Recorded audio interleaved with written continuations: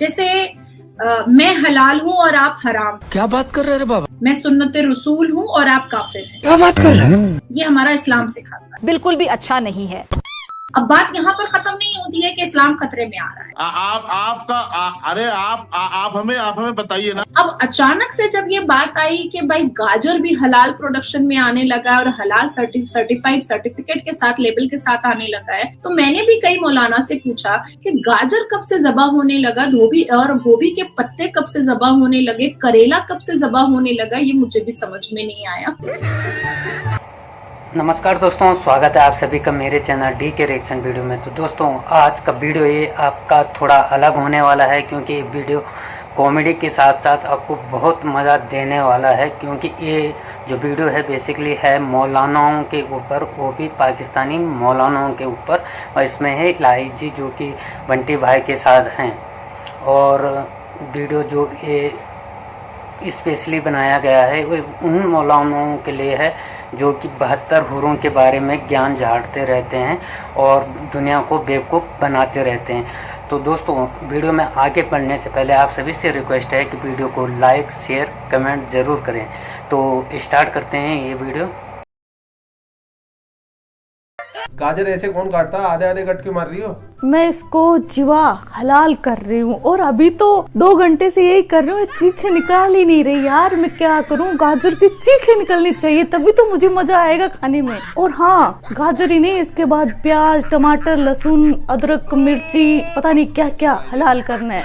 मेरी पूरी रात इसी में बीत जाएगी, फिर मैं खाना कब खाऊंगी? सोचो कितनी टेंशन है। मुझे हलाल करने दो इसको। चीखे निकाल चीखे, तड़प, तभी तो मुझे मजा आएगा, तभी तो मुझे जन्नत मिलेगी। चीखे निकाल भाई गाजर, चीखे निकाल गाजर, चीखे निकाल।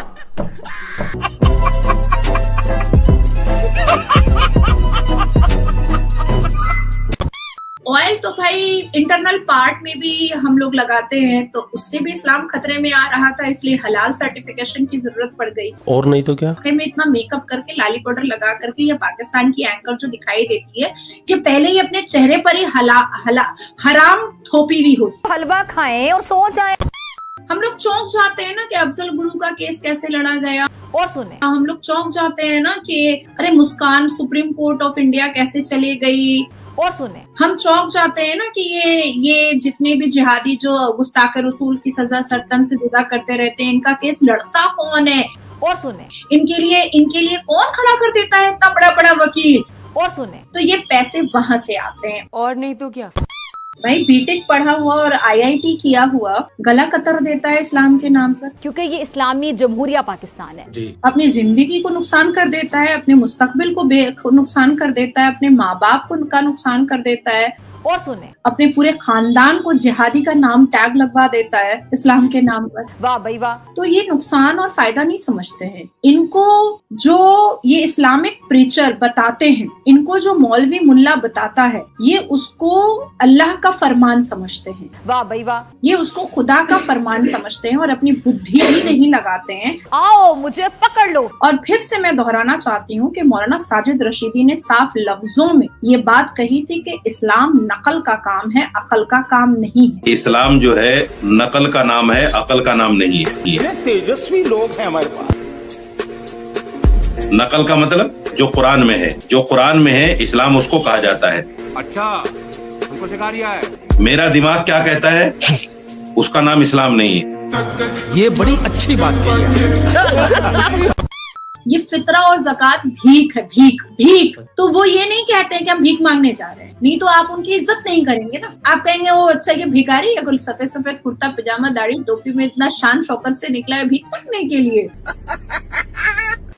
तो जैसा कि दोस्तों अगर आपको पता है तो अभी हमारे हिंदुस्तान में एक बवाल चले जा रहा है। वो बवाल ना होकर बवाल का जवाल बन चुका है, वो है हलाल और हराम। अब हलाल क्या है, हराम क्या है, इसके बारे में तो हमको मोस्टली जो 80% हिंदू यहाँ हिंदुस्तान में रहते हैं वो यही समझते थे कि भाई मीट बकरे को धीरे धीरे काटना वो हलाल होता है, बाकी झटके से काटना वो हराम होता है। लेकिन आजकल आप देख रहे हो हर चीज में हलाल प्रोडक्ट चल रहा है, दूध में भी, बेसन में भी, चने में भी, आटे में भी, चीनी में। लेकिन उनमें किस चीज का हलाल है। तो ये चीज समझने के लिए और ये क्लियर करने के लिए हमारे साथ है आज नाजिया इलाही जी। और आपको पता हो तो यूपी सरकार ने अभी हलाल के कुछ प्रोडक्ट बैन भी किए थे यूपी के अंदर, तो उसी के ऊपर बात करने के लिए हमारे साथ है नाजिया जी। नाजिया जी, आपका बहुत बहुत स्वागत है हमारे चैनल इंडियन मीडिया लेटेस्ट पे। वेलकम। वंदे मातरम, भारत माता की जय। Thank you so much Bunty मुझे बुलाने के लिए अपने चैनल पर, and you are quite renowned face in Pakistan. ऐसे नहीं चलेगा जी मैम, पाकिस्तान पे तो बात करते रहते हैं, पाकिस्तान पे तो हम अक्सर ही वीडियो बनाते हैं, सुबह भी वीडियो मैंने बना के डाला है और आज तक पाकिस्तान पे चलते आ रहे हैं। लेकिन कुछ देश के ऐसे मुद्दे भी होते हैं, इंटरनल मुद्दे, जिन पे बात करना भी जरूरी होता है, जैसे ये हलाल और हराम का चल रहा है। वाह भाई वाह। अब जैसे मैं एक हिंदू हूँ तो मुझे इतने अच्छे से ये चीजें नहीं समझ में आती जितनी अच्छे से आप समझ सकते हैं, क्योंकि आप बोर्न मुस्लिम है, आप इस्लाम को देखते समझते हुए बड़े हुए हैं, तो आप मुझसे ज्यादा और बेहतर समझते हैं। तो मैं ये पूछना चाहता हूँ, ये आखिर ये बवाल हलाल बवाल है क्या? ये बड़ा अच्छा कोट बोला है। हलाल is a symbolic word of Islamic religion. हलाल से ये साबित होता है कि ये इस्लाम के दायरे में आ रहा है। जैसे मैं हलाल हूँ और आप हराम हैं, मैं सुन्नत रसूल हूँ और आप काफिर हैं, ये हमारा इस्लाम सिखाता है। अब कुरान के हिसाब से अगर हम लेते हैं तो हलाल और ज़बीहा मतलब ज़बह, इसी को डिस्क्राइब किया गया है। इवन तफसीर सूरा अल बकरा वर्सेस 173 ये बताता है, ये मेंशन करता है कि हलाल उसी चीज को मेंशन कर रहा है कुरान और ये सूरा नंबर और ये सूरा और ये पारा, जो ज़बह करके, जो जैसे गाय है, बकरा है, हिरन है, ऊंट है, ये सारी चीजों को जो हम खाते हैं, मुर्गी है, बत्तख है, ये सारी चीजों को जो हम खाते हैं उसको हमको ज़बह करना है और धीरे धीरे मतलब तड़पा के मौत देनी है और फिर उसको खाना है। खुले लफ्जों में तड़पाकर मौत देनी है और उसके बाद उसको खाना है, ये कुरान बता रहा है। ज़बीहा, there is no difference between ज़बीहा एंड हलाल। तो ज़बीहा क्या है? ज़बीहा इज एन अरबिक वर्ड, मतलब ज़बह, जिसको हम रॉ वर्ड में कहते हैं ज़बह। ठीक है जी। अब हलाल जो मीट होता है, मीट में जो आता है या रेड मीट में आता है, इसका मतलब होता है कि ये अगर हलाल है तो हम ये परमिशेबल है इस्लाम की तरफ से मुझे खाने के लिए, और अगर ये झटका है तो वो इस्लाम की तरफ से नाजिया इलाही खान को, ये मुसलमान को परमिशेबल नहीं है खाने की। अब बात आती है कि हलाल सर्टिफिकेशन अगर मीट पर चल रहा था और मुस्लिम दुकानों पर चल रहा था तो ठीक है, इट्स ऑल राइट, समझ में बात आती है। और सुने, लेकिन जब मैंने पूरी पंथियां खोली और मैंने पूरा FIR मंगवाया और FIR में जब मैंने पढ़ा और सारे प्रोडक्ट्स के बारे में जब मैंने पढ़े, वो पूरे डिटेल्स मैंने पढ़े, तब पता चला कि भाई इसमें तो ब्यूटी प्रोडक्ट्स है। मतलब कुरान ने ब्यूटी प्रोडक्ट्स को हराम कहा है। Makeup polish, lipstick, nail polish, ये फाउंडेशन, ये सारी चीजों को, मुझे इतने मेकअप के नाम भी नहीं पता है, ये सारी चीजें हराम है। मतलब ये जो जिहादन जो बुरखे में इतना मेकअप करके, लाली पाउडर लगा करके, ये पाकिस्तान की एंकर जो दिखाई देती है कि पहले ही अपने चेहरे पर ही हराम थोपी हुई होती, तो उसको हलाल का एक पैजामा पहना करके उनके मेकअप को हलाल करार दिया गया है। अब ऑयल तो भाई इंटरनल पार्ट में भी हम लोग लगाते हैं, तो उससे भी इस्लाम खतरे में आ रहा था, इसलिए हलाल सर्टिफिकेशन की जरूरत पड़ गई। अब सोप आता है, मतलब हक करके हाथ धो साबुन से, तो वो भी इस्लाम खतरे में आ जाएगा अगर हलाल सोप नहीं होगा तो। टूथपेस्ट, हनी, मधुमक्खी को भी पता नहीं चला कि उसको कब इस्लामिक बना दिया गया और उसको कब इस्लाम कबूल करवा दिया गया कि वो जो हग रही है शहद, वो भी हलाल होना बहुत जरूरी है। हार्पिक, जिस पॉट पर हम हगते हैं और उसके बाद फिर उस पॉट को हम साफ करते हैं हार्पिक से, वो भी हलाल सर्टिफिकेशन के अंदर आ रहा था। डेटॉल, दांत खाज खुजली पर डेटॉल लगता है, ऑपरेशन के वक्त डेटॉल यूज होता है, पानी में डेटॉल यूज होता है। फिनाइल, जिससे फर्श साफ किया जाता है, फिनाइल जिसको टॉयलेट में डाला जाता है, वो भी हलाल सर्टिफिकेशन, नहीं तो इस्लाम खतरे में आ जाएगा। मुझे दिल से तकलीफ होती है। अब ये हलाल सर्टिफिकेशन दे कौन रहा था? बहुत सारे प्राइवेट लिमिटेड कंपनी थे, जिसमें से जमीयत उलमा हिंद थे, हलाल ट्रस्ट, उसके बाद फिर हलाल council of India private limited, उसके बाद जमाइल उलमा। ये चेन्नई, दिल्ली, बॉम्बे और तेलंगाना वगैरह, हैदराबाद वगैरह में भी बहुत सारे ऐसे प्राइवेट लिमिटेड कंपनी चल रही थी जो 50,000 और 1 लाख रुपए पर यह सर्टिफिकेशन दे रही थी और मुसलमान कम्युनिटी को अपनी तरफ अट्रैक्ट कर रही थी कि हम तुमको शहद भी दे रहे हैं हलाल, हम तुमको साबुन भी हलाल दे रहे हैं, तो तुम यहाँ से शॉपिंग करो, तुम यहाँ से लो, हम तुमको सब्जी भी हलाल दे रहे हैं, तुम इंटर रिलीजन मतलब काफिरों के दुकान पर खरीदने के लिए मत जाओ। अब इस्लाम के हिसाब से, कुरान के हिसाब से जब हम बकरे को ज़बा करते हैं या मुर्गी मुर्गा को ज़बा करते हैं या बत्तख को या भैंसा को ज़बा किया जाता है तो वजू के साथ किया जाता है और ला इलाहा पढ़ा जाता है और ज़बा करने की दुआ पढ़ी जाती है, अशहदु पढ़ा जाता है। अब अचानक से जब ये बात आई कि भाई गाजर भी हलाल प्रोडक्शन में आने लगा और हलाल सर्टिफाइड सर्टिफिकेट के साथ, लेबल के साथ आने लगा है, तो मैंने भी कई मौलाना से पूछा कि गाजर कब से ज़बा होने लगा, गोभी के पत्ते कब से ज़बा होने लगे, करेला कब से ज़बा होने लगा, ये मुझे भी समझ में नहीं आया। तो इस पर मैंने सर्वोच्च न्यायपालिका चीफ जस्टिस ऑफ इंडिया को एक लेटर भी भेजा कि ये कंफ्यूजन जो है कि गाजर को भी ज़बा करना है, तो मतलब इतने दिन से हम जैसे मुसलमान, शिक्षित मुसलमान गाजर हराम खा रहे थे क्योंकि हम तो ज़बा नहीं कर रहे थे गाजर को। तो उसका रिप्लाई तो अभी तक नहीं दिया है, चीफ जस्टिस के ऑफिस से, उनके न्यायपालिका से नहीं आया है। अब बात ऐसी है कि ये तमाम उलमाए हिंद जो है ये सुप्रीम कोर्ट जाने की बात कर रहे हैं और इस केस को मैं लड़ने की ख्वाहिश में मैंने भी अपने आप को खड़ा रखा है कि मैं ये केस लड़ना चाहती हूँ। देखिए, ये एक बहुत बड़ी पेचीदा चीज है कि ये हलाल सर्टिफिकेशन के ऑफिस में जितने लोग काम कर रहे थे बंटी जी, ये सारे के सारे मुसलमान थे और भारत को हलाल सर्टिफिकेशन की जरूरत क्यों पड़ी। अब बहुत नॉर्मल लोगों के दिमाग में ये बात आएगी कि आखिर ये बात मुद्दा पहले क्यों नहीं उठा, जब योगी जी की सरकार आई तभी क्यों उठा, तब जब मोदी जी की सरकार आई तभी क्यों उठा। देखो मुसलमानों को टारगेट किया जा रहा है। नहीं, गलत बात, मुसलमानों को टारगेट नहीं किया जा रहा है। 1974 से पहले ये हलाल सर्टिफिकेशन का कोई दौर था ही नहीं। और मैं आपको बताती चलूं कि Mohammed Jinnah is a man with a mission as a founder and director of Halal India. Mohammed Jinnah, जैसे हमारे भारत में 1937 का शरिया लॉ जिन्ना का चल रहा है, उसी तरीके से जिन्ना का ही बनाया हुआ फाउंडर मेंबर है वो,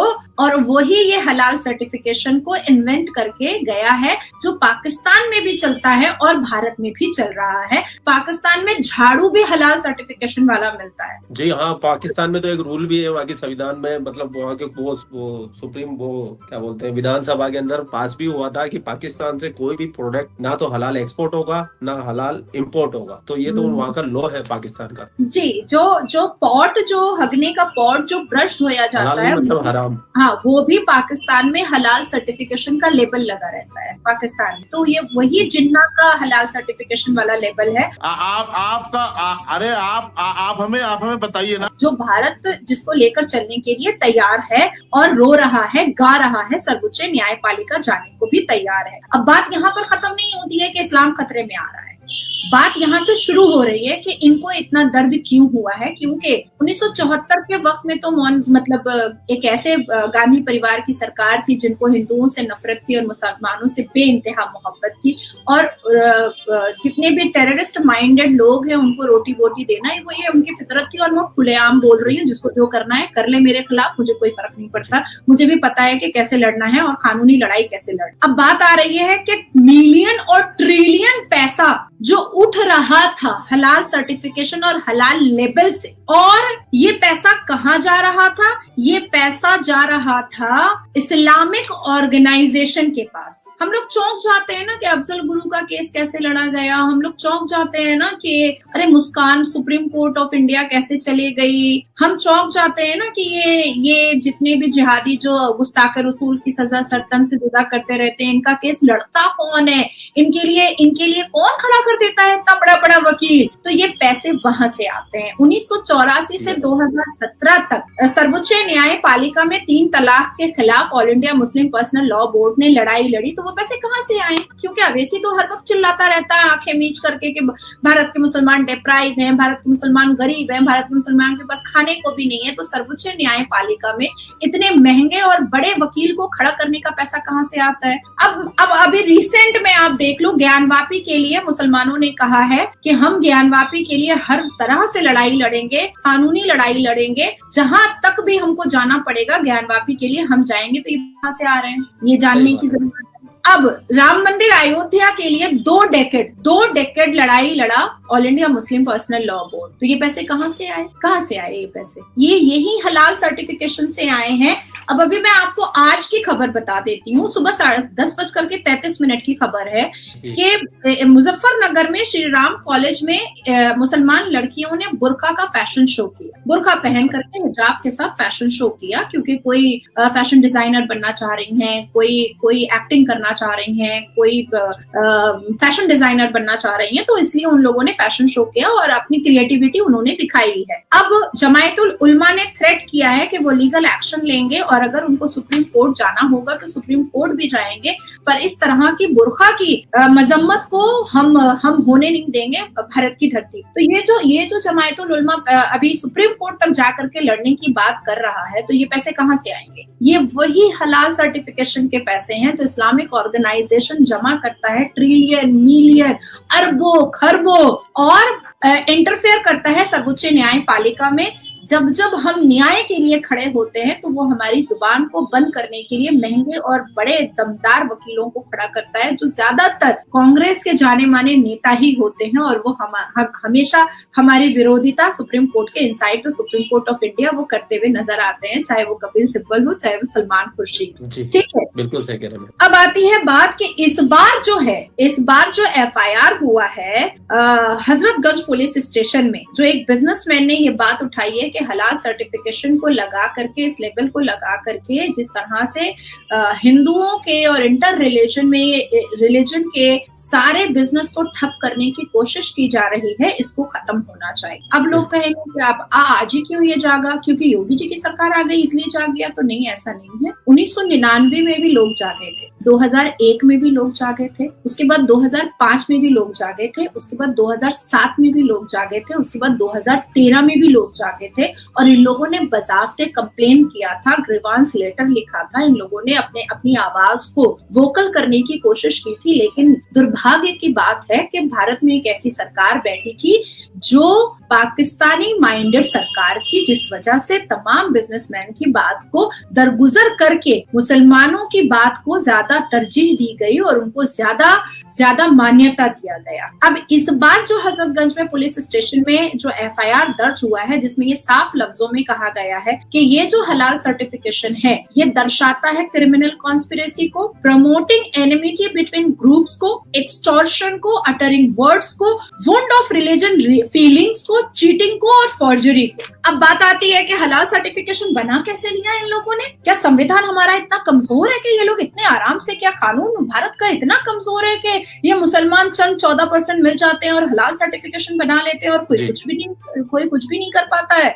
तो नहीं, ऐसा नहीं है। सेक्शन 29 ये कहता है संविधान का कि कोई भी कानून को अपने हाथ में नहीं ले सकता है और फूड प्रोडक्ट को अपने हिसाब से नहीं बेच सकता है। अब इसके बाद आता है IPC के कानून, सेक्शन 52 ऑफ द 2006 लॉ, ये बताता है कि offence of miss branding food, इस पर भी 3 लाख रुपए का जुर्माना है और 7 साल की सजा भी है। लेकिन फिर भी ये धड़ल्ले से और नाक के नीचे आराम से जाली हलाल सर्टिफिकेशन इशू कर रहे थे और कोई कुछ नहीं कह रहा था। और आज जब कुछ सनातनी खड़े होकर के ये बात कह रहे हैं कि भैया जब तू हलाल सर्टिफिकेशन भारत में चला सकता है फॉर्जरी करके, तो हम क्यों नहीं अपने सर्वोच्च न्यायपालिका में और अपने सरकार को ये कह सकते हैं कि हमें झटका सर्टिफिकेशन भी चाहिए। जी चीज और मैं भी ऐड कर दूं आपकी बात में कि हलाल सर्टिफिकेट का मतलब जो रिलीजन जो इस्लाम को बहुत ज्यादा मानता है और हलाल में ज्यादा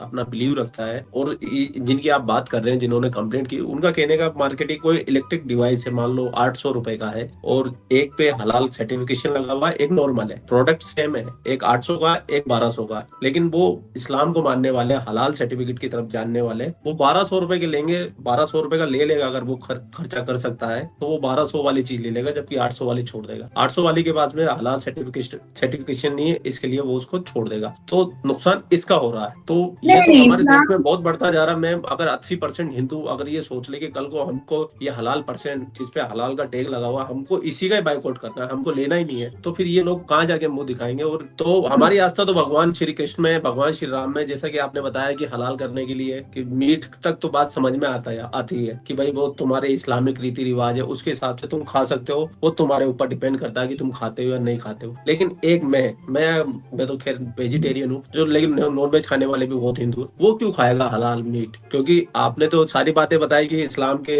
आयत पढ़ के उसको ज़िबा किया जाता है और उसको सऊदी अरब की तरफ मुंह किया जाता है और बिस्मिल्लाह पढ़ा जाता है, कुरान की आयतें पढ़ी जाती है, फिर उसके बाद ज़िबा, यानी कि एक बकरे को पूरी तरीके से इस्लामी करके फिर काटा जाता है, फिर खाया जाता है। तो मेरा जैसा हिंदू जो नॉनवेज खाता है, तो वो क्यों खाएगा भाई? उसको अगर जब उसका धर्म के अंदर झटका है और मतलब वो झटके को ज्यादा यकीन करते हैं सिख और हिंदू, तो वो खाएंगे। अगर वो ये सारे के सारे विरोध में आ जाए, और जैसे कि मैंने आपको शुरू में बताया और आपने भी कहा कि चने की दाल में, बेसन में, चीनी में, दूध में हलाल ये सर्टिफिकेट कहाँ से आ गए? तो ये तो बहुत बड़ा गोरखधंधा चल रहा था, और मैं तो बहुत शुक्रगुजार हूँ कि योगी जी ने इस काम को शुरुआत की। अब धीरे धीरे आप जैसे लोग और भी काफी लोग, सनातन को चाहने वाले लोग और ये फ्रॉडजरी को करने वाले को लोगों को एक्सपोज करेंगे। देखो, सबसे पहला बंटी आपका ये सवाल था कि 1200 में लेने को तैयार हो जाते हैं पर 800 में लेने को तैयार नहीं होते हैं, तो मतलब अपना नुकसान क्यों कर? भाई बीटेक पढ़ा हुआ और IIT किया हुआ गला कतर देता है इस्लाम के नाम पर,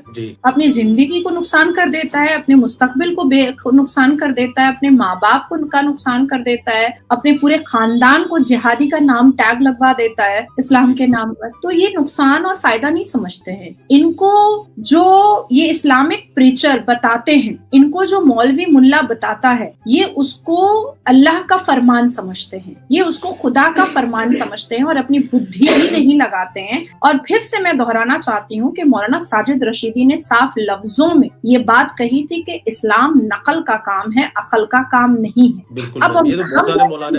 अब हम जैसे लोग जब अकल की बात करते हैं पढ़ने लिखने के बाद, भाई शहद क्यों, मधुमक्खी क्यों हगेगी है हलाल, उसको क्या लेना देना है? उसको इस्लाम और हिंदुत्व से क्या मतलब है? उसको हगने से मतलब है शहद, उसका क्या इसमें पार्ट है? ये अकल नहीं लगानी। ये अकल लगाने से जैसे नाजिया को क्रिटिसाइज किया जाता है, वैसे तमाम मुसलमानों को फिर क्रिटिसाइज किया जाएगा। समझ में आई बात? जी। अब बात आती है कि अगर आप इन लोगों से संवैधानिक बात करें और कहेंगे कि जब भारत में FSSAI standard certification, the food safety and standard authority of India बना ही है केंद्र की सरकार की तरफ से, जो अपने स्टैम्प के साथ फूड को, खाने को, किसी भी तरीके के खाने के प्रोडक्ट्स को जब पास करती है या रोकती है कि नहीं ये ठीक नहीं है, हाँ ये ठीक है, तो फिर इसके बाद हलाल सर्टिफिकेशन भारत को जरूरत क्यों पड़ती? तो उस वक्त ये इस्लाम का नाम लेते हैं कि अगर आप हमको इस चीज की अनुमति नहीं देंगे तो इस्लाम खतरे में आ जाएगा। जैसे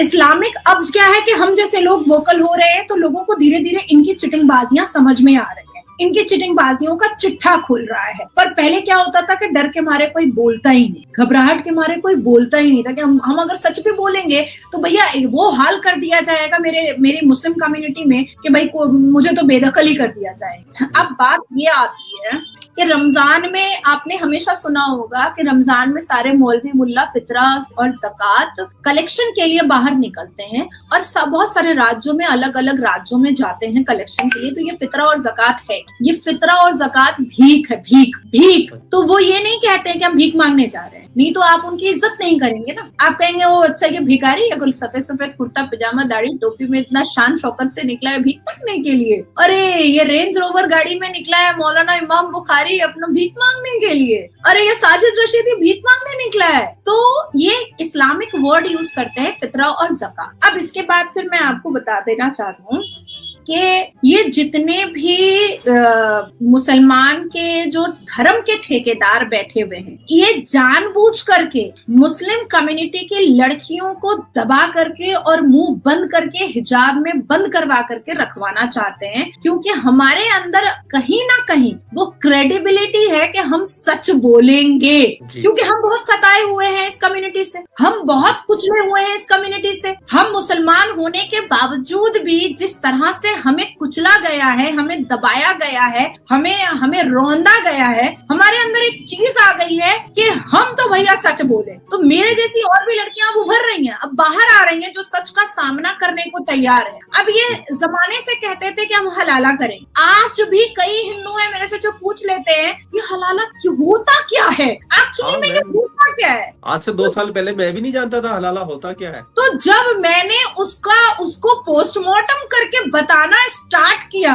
सारे सोशल प्लेटफॉर्म में कि हलाला होता क्या है, तब लोगों ने कहा कि अरे ये हलाला था, ये प्रोस्टिट्यूशन था, ये तो हलाला के नाम पे प्रोस्टिट्यूशन का धंधा चल रहा था घरों के अंदर, मुसलमान घरों के अंदर। तो इनको झाड़ू में हलाल चाहिए और औरत में हलाला चाहिए, इनको धरती पर पत्थर और तलवार चाहिए और जन्नत में 72 वर्जिन हूरे चाहिए। तो इनके जो कंसेप्ट है ना वो बहुत क्लियर है, और इसको रोंदने के लिए हमारे भारत में सिर्फ 3 राज्य ही काम कर रहा है। एक है उत्तर प्रदेश, दूसरा है उत्तराखंड और तीसरा है आसाम।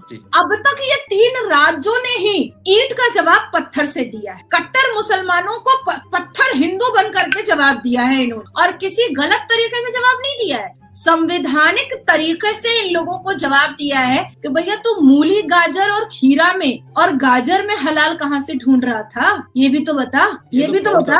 जी मैम, ठीक है, हलाल सर्टिफिकेशन एक अर्निंग का तरीका था, और 2019 लोकसभा इलेक्शन में जब मैंने इस पर स्पीच दी, मुझे याद है कि पश्चिम बंगाल में मैंने इस पर स्पीच दी थी तो मेरी गाड़ी तोड़ी गई थी, मुसलमानों ने तोड़ा। i10 गाड़ी थी मेरी जिसको चूर चूर कर दिया गया था और कहा गया था कि दोबारा इस मुद्दे पर बात मत उठाना। तब मुझे समझ में क्लिक कर चुका था कि इसका मतलब है कि इससे कोई करोड़ों की आमदनी नहीं हो रही है, ये हलाल सर्टिफिकेशन से इससे ट्रिलियन की आमदनी हो रही है। हालांकि यूएस ने 2022 में भारत की सरकार को एक गैजेट भेजा कि भाई हमें आपका सामान हलाल ब्रांडिंग और सर्टिफिकेशन के साथ नहीं चाहिए, आप क्यों भेज रहे हैं, आप क्यों भेज रहे हैं। तब ये क्लिक किया भारत की सरकार को कि भाई ये हलाल सर्टिफिकेशन पैदा हुआ कहाँ से, हमने तो FSSAI बनाया है, तो ये जाली काम कर कौन रहा है। तब फिर वो सारे पन्ने उल्टे गए, वो खाते निकाले गए, वो फाइलें निकाली गई